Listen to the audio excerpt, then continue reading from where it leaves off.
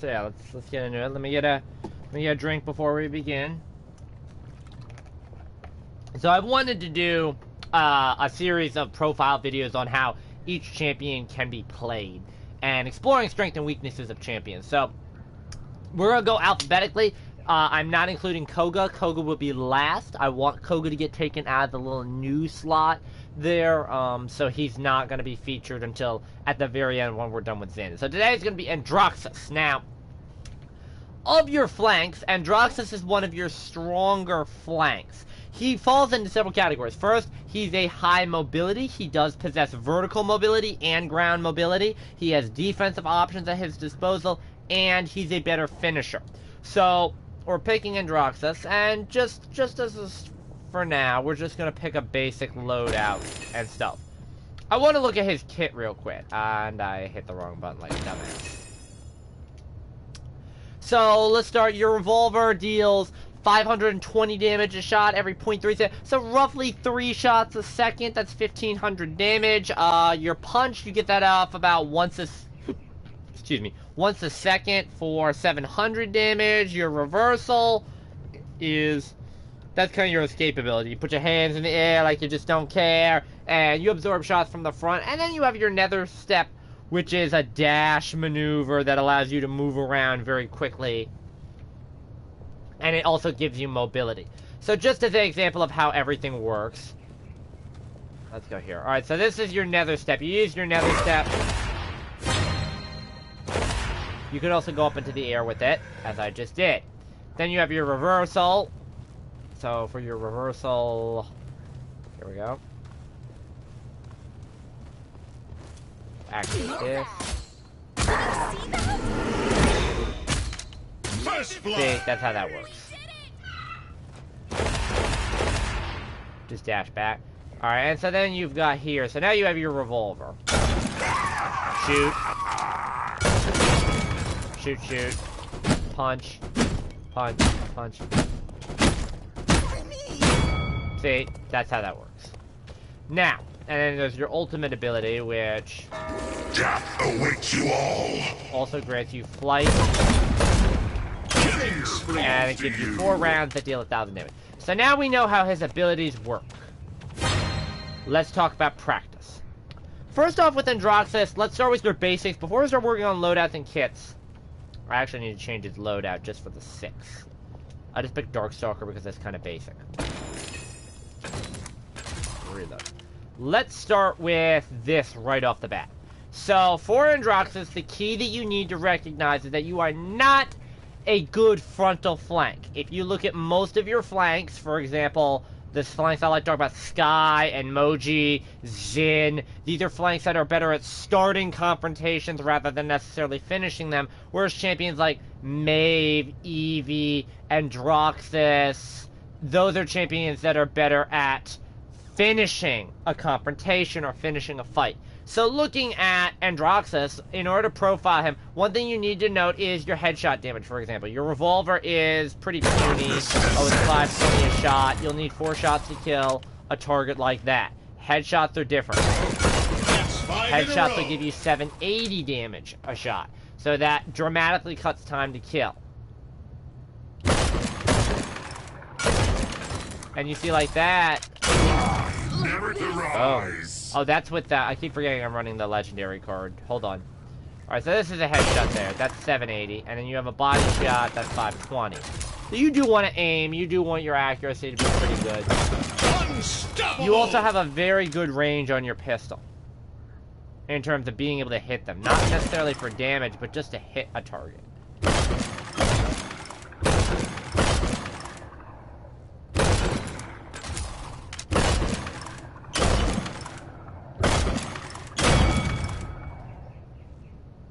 How far back can we actually shoot?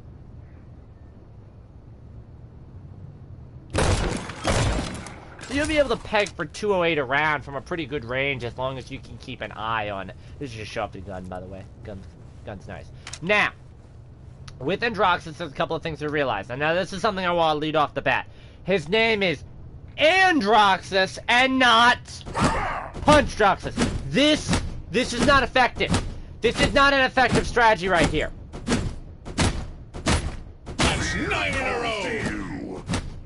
This doesn't work.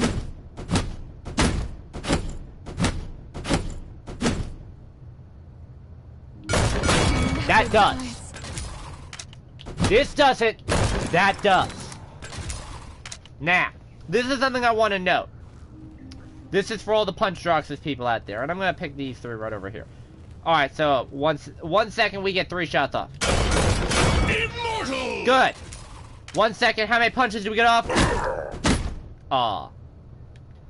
She's dead. She's not. Ooh, right. This is not effective strategy. This is not effective strategy. Stop that. Stop that bullshit of run, punch, punch, punch, punch. Doesn't work. This is an effective strategy. See how effective that was? Oop, I got explosive spray. Nope. Take another shot. That's effective. Here's why. Now let me show you why. When you initiate a fight with Androxus, you don't want to actually use your nether step to get in and out. That wants to be your escape tool. Androxus is very good as a poking flank if you need to get up to a confrontation. Now he works a lot better in the enemy's backline. Let's say that's your damage, that's your healer, and then that's your front lines and your closer range damages and flanks, right? So we'll reverse it how we normally do. Androxus sneaks up behind, hiya! And you're dead. That's how Androxus works. Being able to get behind people and absolutely destroy them from behind. Now, if the enemy gets to jump on you, you activate your reversal and then you back out and as a nice backup tool and you dash away. Your dash should have heals built in on it, which will come in later in your loadout. But your dash needs to be your escape option rather than that. Now, like Zin, you can use your ult as a makeshift escape tool with the method of flight. If you're willing to sacrifice a lot of damage potential for the ability to escape a situation. Androxus is a counter to a number of champions in the game, such as Barrack and Terminus. He's actually very good on countering certain frontline champions. Anytime Terminus wants to put up his ult, once more I run! No, you don't. No, you don't. I reverse it back in your face. And on the right build, it can give you all of your health. Literally, you can out-heal. The thing to note with Androxus is he requires a large degree of precision. Yes, you can glide in the air like this. That's not necessarily the best idea, gliding around the map. But also note that you deal a lot of... You can get to places a lot of other champions cannot get to. Look at me. I'm up here. And you're going to die. Now I fly around. Double kill the night. Now also note that you have to have a certain amount of revolver rounds in order to fire off your ult. If you only have 3 revolver rounds in, you're only going to be able to fire off 3 shots. Plain and simple. You don't get that 4th. Now we're going to talk a little bit about Androxus. Now let's start on your loadouts. Now let's start with your cards. Now, remember I say every champion has at least 2 solid cards that you should use in most instances. One card that's good if you know how to play it, and then one card that's generally bad, or not even bad, it's just lesser. Androxus falls into that category. So the 2 cards are Godslayer and Heads Will Roll, with a maybe on Defiant Fist, and not so much on Darkstalker. Heads Will Roll is incredibly effective, and I'll show you why. First off, it gives you an extra 2 shots, and the headshot damage is increased by 50%. We'll just use the same build that I was using before. Now, this is the key right here. This is a sustained build, and I want to explain why. So, my punch is a close-range option, and I generally will use my punch in close quarters if I need to reload, because it'll give me 2 shots, and it'll help reset the cooldown on Nether Step to get me out faster.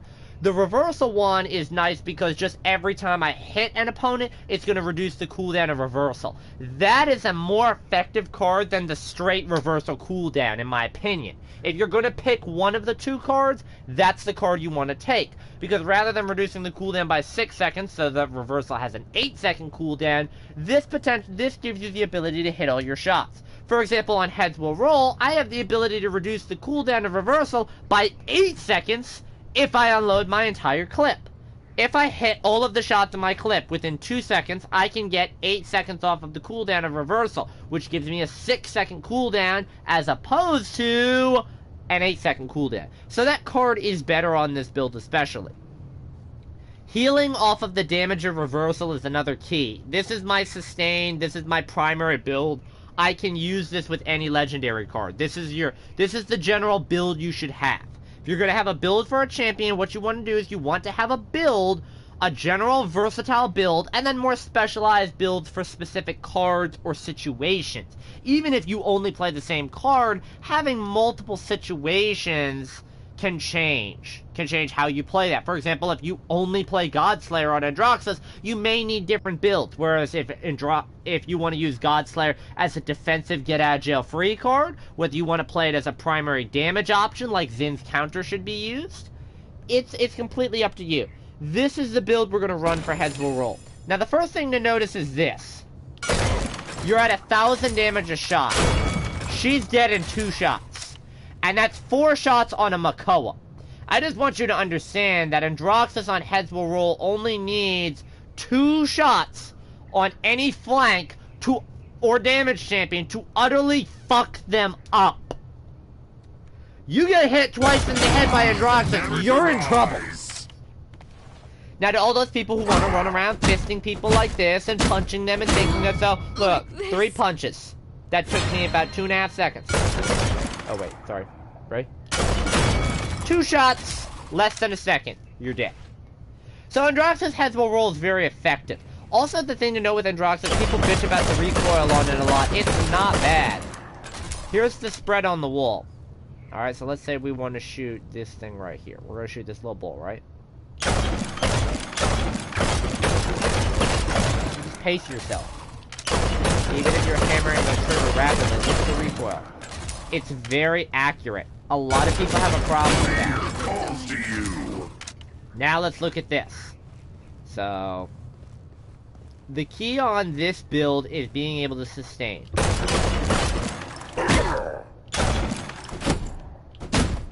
Voila. Don't push your luck. Like this. Double kill. Boom. Your cards on Androxus should really be built around your cooldown. Now let's look at some items on Androxus.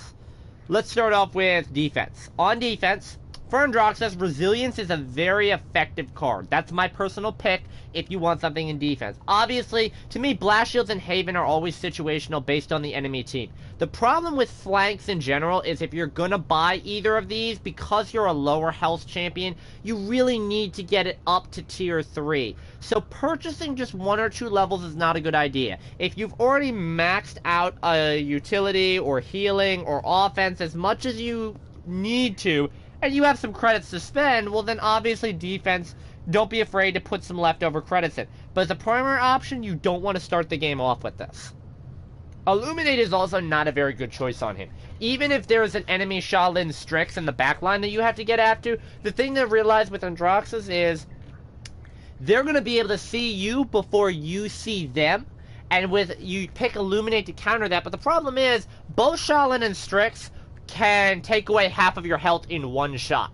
So that 1 shot that they get, you kind of have to retreat a little bit to heal up afterwards. There's no point with Illuminate in trying to push the issue. Illuminate is more if there's a sky on the enemy team that you're trying to work around.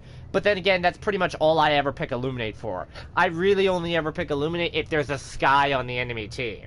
I don't care about Shaolin, and I don't care about Strix. If they want to stack a Shaolin and a Strix, I'll pick Illuminate just because. But if you're going to be at that close of a range to them, you'll see them anyways.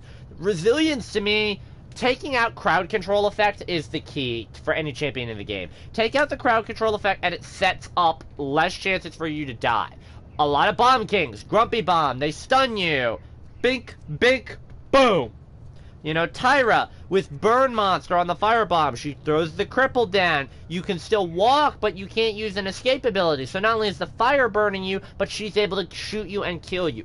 These are what I like to call cheap kills. CC stands for cheap. It stands for cheap chucks. because they chuck your body. They chuck your lifeless body away. CC is cheap chucks. Remember that. Or don't. I don't care. Now, on healing, these two are useless.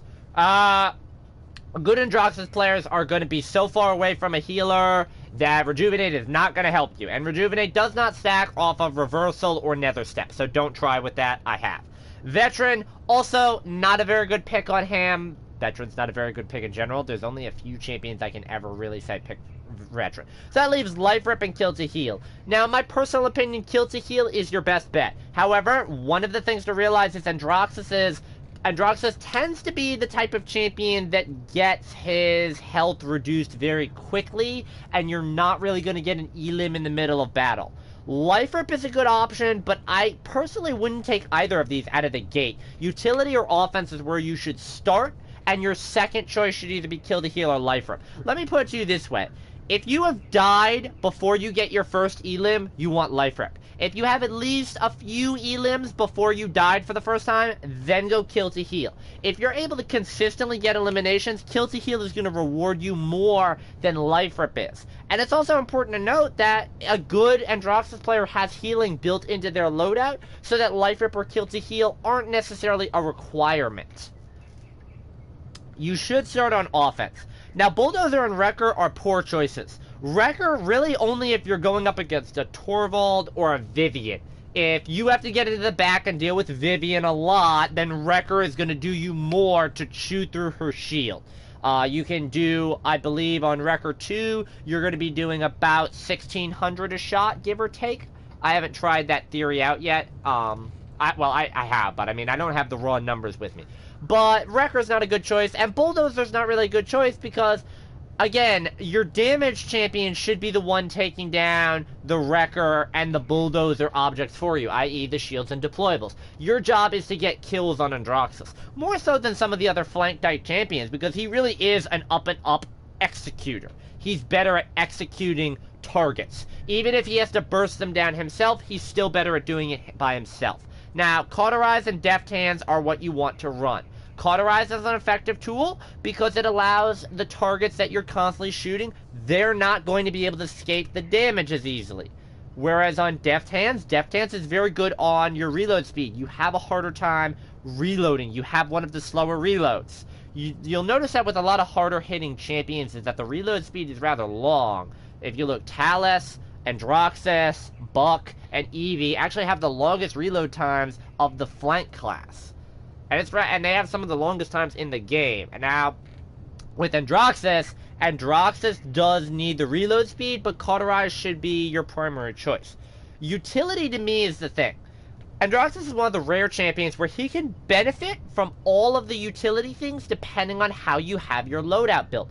For example, someone who's building around Nether Step does not need Nimble. You should have your cooldowns down enough to the point of where Nether Step should almost always come off of cooldown within a few seconds. So Nimble is not necessarily a requirement, but I understand if you want to get it. Personally, I don't buy Nimble on him. I'll buy Morale Boost most of the time, or Chronos if I'm not running a reduction build. Nimble is a good fourth option, because it does give you that ground-based mobility. Your Nether Step does make noise, so using Nimble actually quiets your approach. Having loud footsteps is quieter than whoosh, whoosh, whoosh. Master Rider really shouldn't be picked all that often. It's mostly an issue of if you're having problems positioning yourself, because Androxus does rely so much on positioning. For example, if I can't get behind the enemy line and start shooting these fuckers, then I'm screwed. So it's important to note with Androxus that your positioning is key. So that's where Master Rider does come in. Chronos is another interesting thing where Chronos and Master Rider are the two go-tos. Even though you only have 2 cooldowns, they are rather lengthy cooldowns, and Chronos 2 really does help mitigate a few extra seconds and give you more survivability. But on the right build, you don't need Chronos at all. Pick Morale Boost. Morale Boost is very important on him just because of the fact that if you're a player who tries to save their ultimate when enemies are all grouped up and burst down enemies in a chunk, you're gonna end up wasting a lot of your ultimate's potential. Your ultimate has 2 really good purposes that you might not expect. And we're gonna dash over, because I want to show off a couple of these. Notice I'm using them. I'm going very slowly. For one thing, you can use it as a makeshift escape tool. It's very good for bursting down a single high HP target very quickly. Another thing you can use Androxus' ultimate ability for that's very effective is, yes, if they're grouped up here. But if you're having a problem, don't be afraid to use your ult to just solo ult someone and kill them to keep yourself alive and sustain yourself.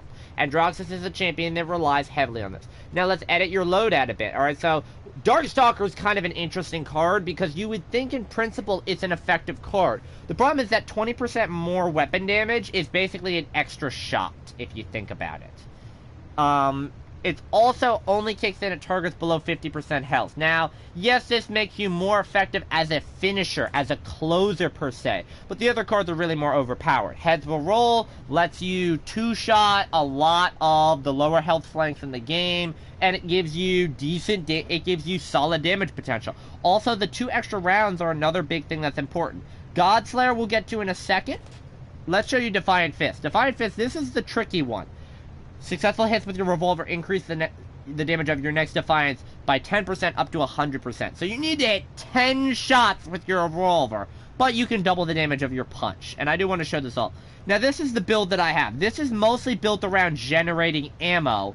And if you notice, I have Defiance generating 3 ammo. That gives me 3 more shots that I can use to constantly buff the damage. I have the Nether Step in there for healing, because that means every time I dash away, I heal for 600 health, which is roughly 30% of my health back.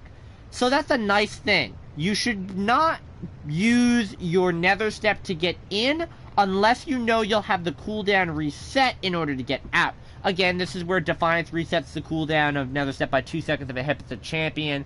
If I get 2 punches off, I should be able to get 2 punches off and pretty much reset the cooldown. What I mean by that is 1 punch takes 2 seconds, Nether Step in, punch somebody. So I get 2 seconds off, there's a 5-second cooldown on the card, I have reversal for 1.4 seconds, and I can move around a little bit. And then I punch somebody again, and when I punch them instantly, that'll reset the cooldown and buy me some time to get out. It takes very precise timing to get the Abyssal Touch card to work right.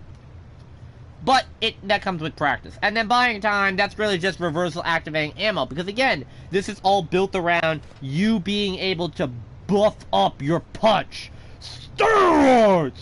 Yeah! Also, the Spiteful card is the real kicker here. Because it automatically gives you Cauterize 2 every time you punch somebody. And it lasts for 3 seconds. So you can punch somebody and then finish them off with your gun. Don't think that you just have to keep punching them. Especially on faster targets that are running away. Punch them to apply the Cauterize, or against a higher health target like a Terminus. If Terminus says, fuck you, and starts swinging his axe at you wildly, well then what you're wanting to do is, take a few steps back while you hit him with some more shots that now have built-in Caut 2, and he can't heal out of them, and if he tries to get in your face, you just punch him again and reapply it. Now I just want to show, so, okay, so, 1, 2, 3, 4.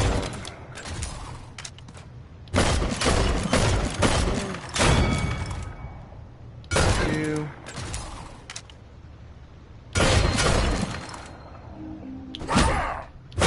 Boom! So it's hard to put that into terms of gameplay use. The fact that, you know, if you're somebody like me, so let's say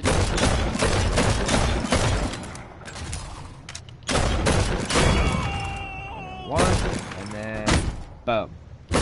Double kill. That makes it very effective for wearing down targets. This is a very effective card, like I said, if you want to be one of those types of Androxus players that I'm talking about that wants to be more of a punch Androxus, this is the thing for you. Because it rewards your revolver's accuracy. And it buffs your damage output at the same time. If you use your pistol as a poking option as you move up, before you punch, that it gives you a much higher burst damage on that punch. Now, next card is Godslayer. Now this is the Godslayer build right here. This is just OP as hell. Although I do need to tweak this, by the way. I noticed where I have a problem on my cards. I'm going to be taking a... Just to let you know, I'm taking a point off of Seething Rage.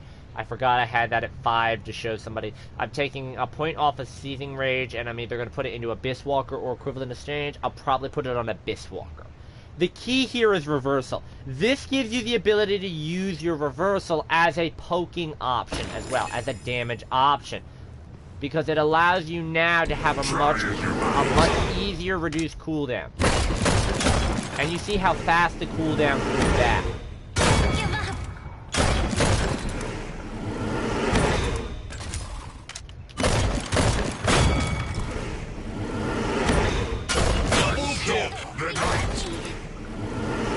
This gives you a very effective damage option. This turns Reversal into a damage option. And you notice how quickly you're able to reset that cooldown. Take the 2 seconds off, pop Reversal off, hi-ho, you're dead. This lets you play Androxus very similar to a countering Xin.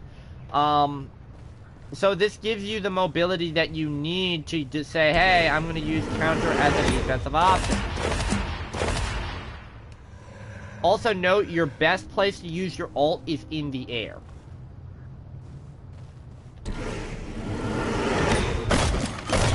Now, your Reversal can be used very defensively to save your life. It should not, though. Don't use it defensively to save your life unless you have the card where it heals you at 50%, because then you're using it to basically heal yourself. Androxus' loadout is entirely built around the ability to both sustain himself without the need of a healer. He's very effective as a solo. I'm a solo artist. So, looking at some cards on him, I want to look at some cards on him just to show you guys some things that are very effective. You probably already know most of this, but this is just some tips and tricks and things to realize. I can tweak this build while I'm here. I'm going to take the point off of that, put it onto there. So, these are the cards that you want to look at. This is a good card for Godslayer build. I personally didn't put it in the Godslayer build just because I'm not going to burn the extra point for 1 ammo. It's not effective. You should always have Abyss Walker somewhere in your loadout to heal you, so it gives you an escape. Even if you're only getting 120 health as you dash away, that gives you 1 shot. You can survive 1 extra shot. If you have 300 health, and you Abyss Walker out on just level 1 3 times, and you're at 420 health, you can survive 2 Victor shots. So if you dash in a zigzag motion and Victor gets lucky and wings you with 2, you are alive. Without Abyss Walker, you ass is dead. So, not really. Numbers-wise, not really. He'd have to hit 2 headshots on you. Anyways, the point is, it's a good card to run. Also note the other build that I didn't talk about is Early Bird. Now this is a quick draw build. This is built around being able to fire a lot more faster. So this can be used with any build as well. This has eliminations reducing the cooldown. This is much more effective with the kill to heal. You buy kill to heal in game, so your cooldowns will reset and your health will come back. It's very productive to just, okay, cooldown reset, bam, bam, bam. But only having the 2 cooldowns, and they are lengthier cooldowns, the 50% cooldown reduction isn't as good as specifically building around that. Again, I have these 2 in here for ammo, because this is built mostly around being able to get ammo. Defiance has a champion and generates an ammo. That's if you have to punch in close range, you can reload. And if you get caught in the middle of a reload animation, you can activate Reversal and reflect damage back on someone and have 1 shot to use to get yourself out of a jam if you need to finish them off. And the reload speed now that those cards are back into play. Overall, Androxus is a champion that does require a higher degree of skill, because he does require such precise aiming. There are a couple of cards I do want to warn people to stay away from. The first thing I'm going to tell you is Featherweight. Featherweight is a card I would stay away from. Another card is Sleight of Hand, Vengeance. Those are the 3 cards I would stay away from at all costs. They're not really effective.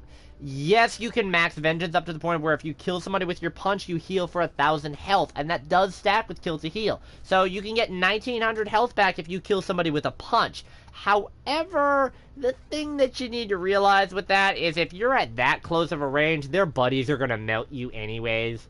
Like, you've bought yourself some time, but not a lot. And unless you're specifically building Vengeance up to level 5, and you're getting Kill to Heal 3, you're not going to get that burst heal, that insta-heal. Yeah! Not to mention the fact that it forces you to have a good Nether Step build at the same time, because if their buddies do turn around and say, fuck that guy, we're killing him, you need to get out of there.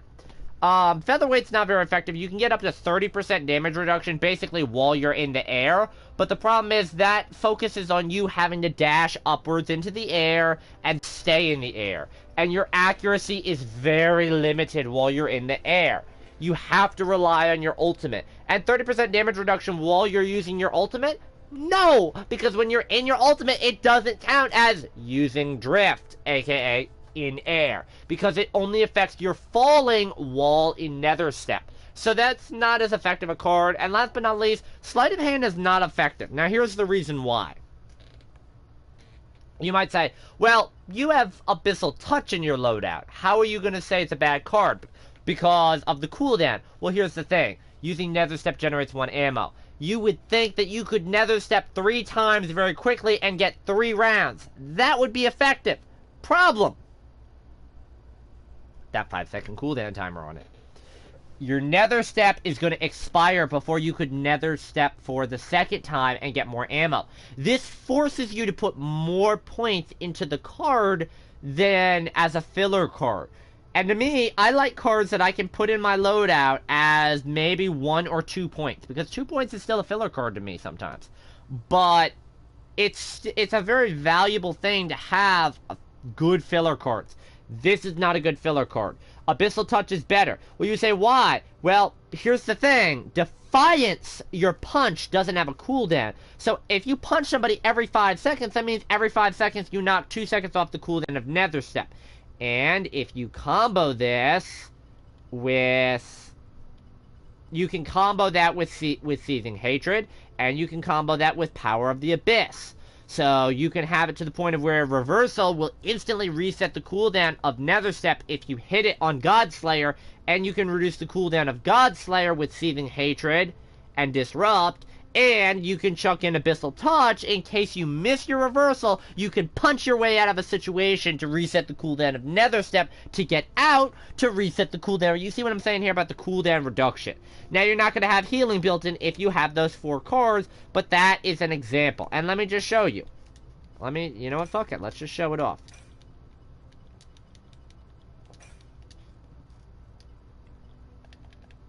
We'll put that at 4. We'll put that at 5.